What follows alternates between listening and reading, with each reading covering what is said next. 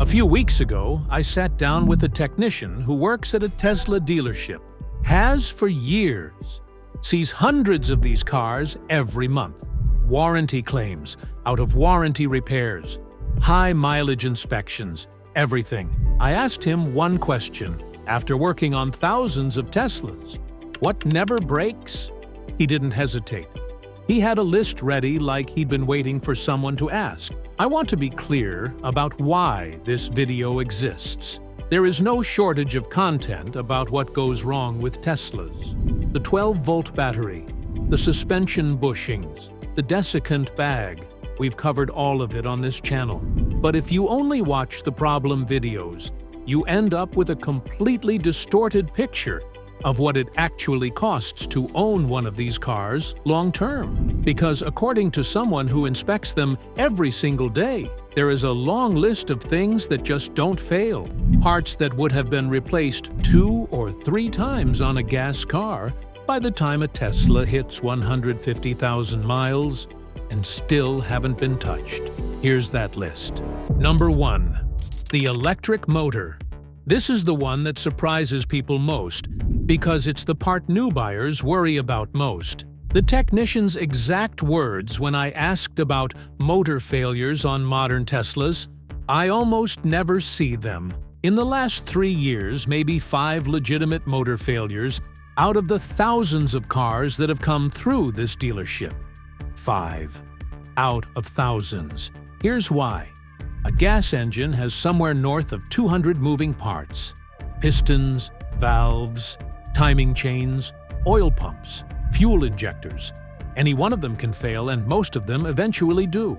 A Tesla drive motor has about 17 moving parts: a rotor, a stator, and some bearings. That's essentially it. No oil changes, no timing belt, no spark plugs. Nothing to foul or wear out in the way internal combustion components do. Tesla covers the drive unit with an 8-year, 150,000-mile warranty.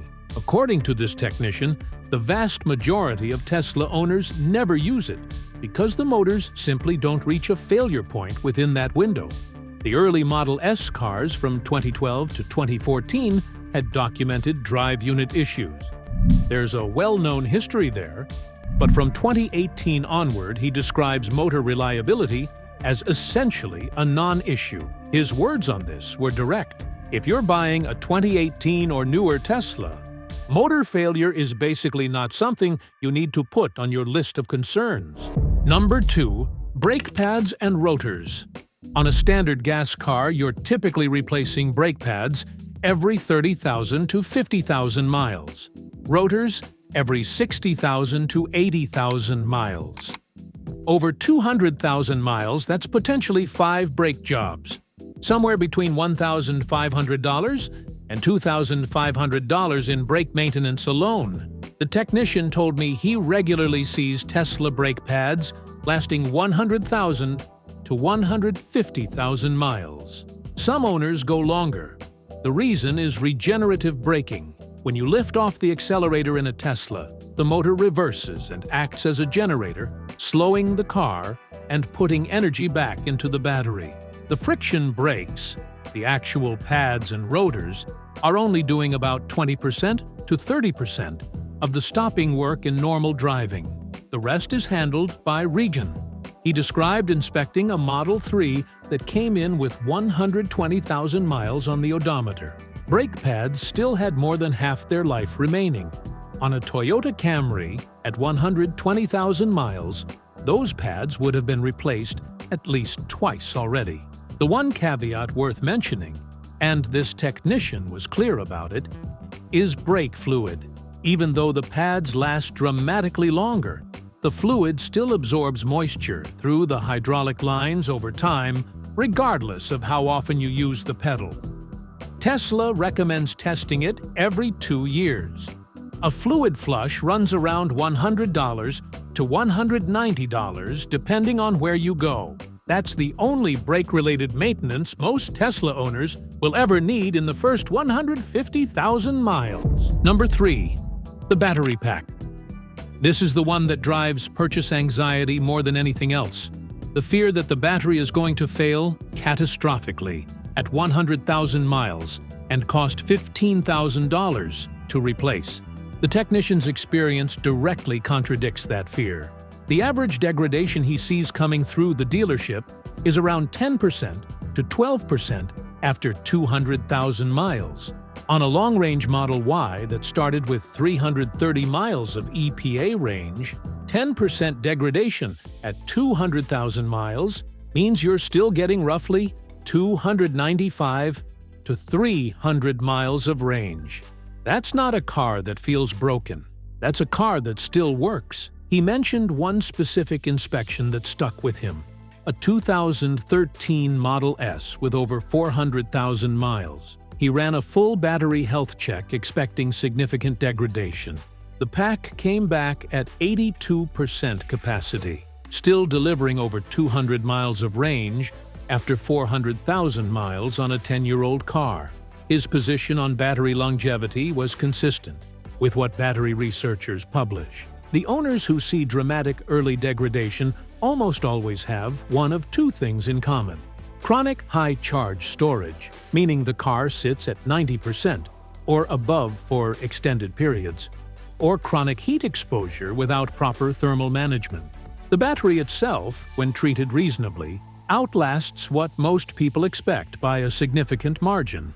The battery is not the ticking time bomb people think it is, he said.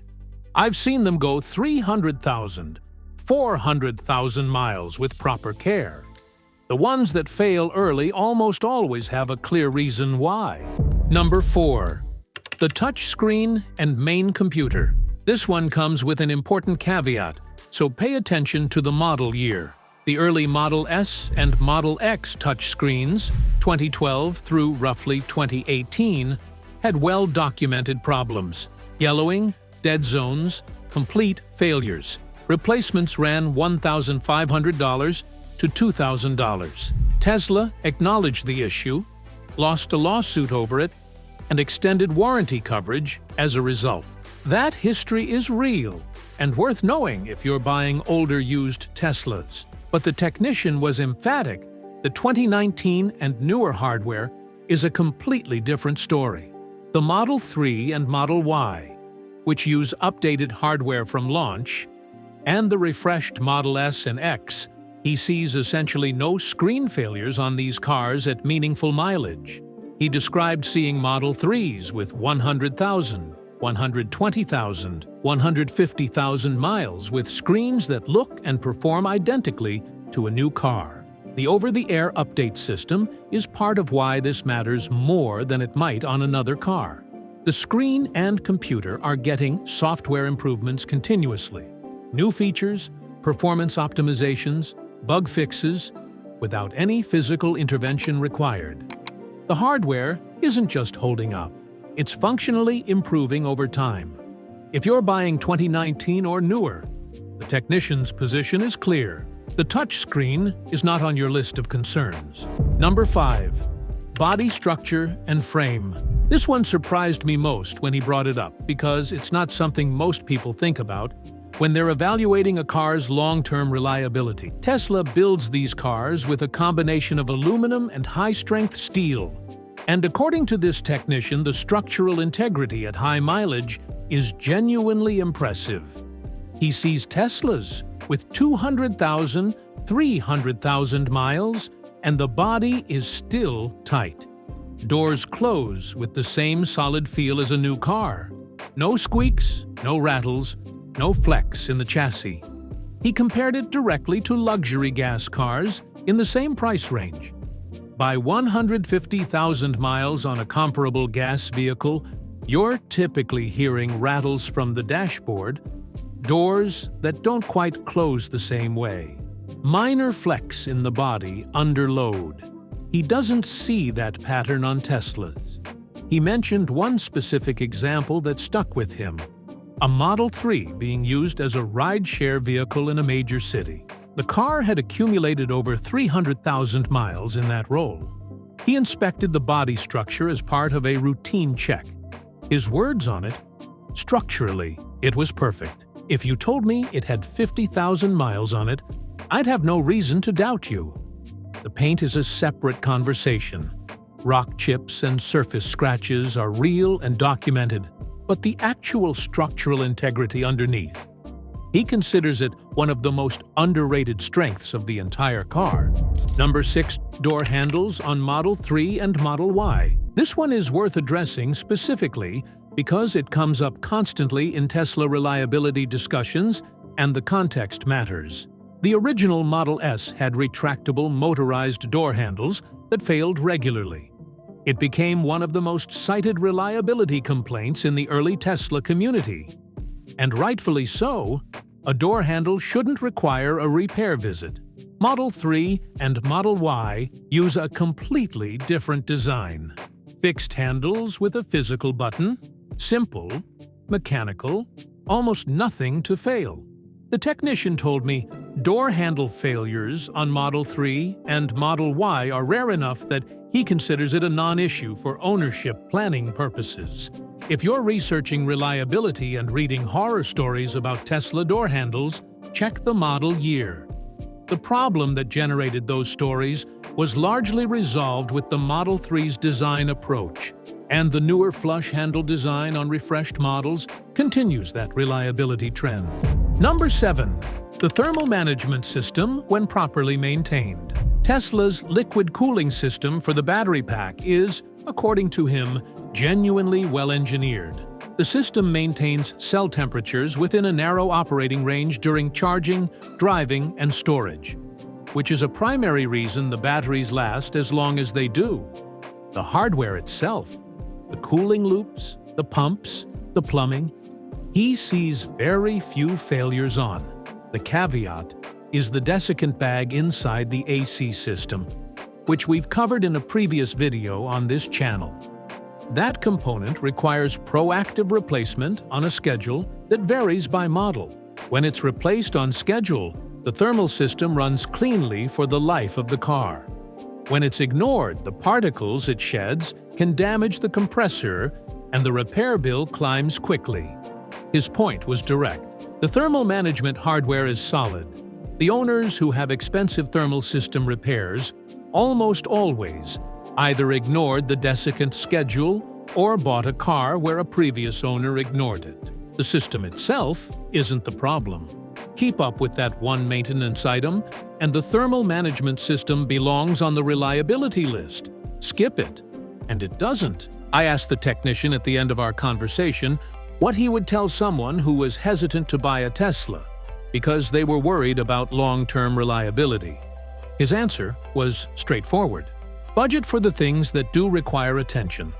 The 12-volt battery, the brake fluid, the desiccant bag on older cars, the suspension on high-mileage vehicles. But understand that the core of what makes a car, the motor, the battery, the brakes, the structure, those things on a Tesla are more reliable than most people expect. If this video gave you a more complete picture of what Tesla ownership actually looks like at 100,000, 200,000, 300,000 miles, hit the hype button and subscribe. It takes 1 second, and it helps YouTube show this to people who are in the middle of making a $50,000 decision with incomplete information. That's exactly who needs to find it. Thanks for watching.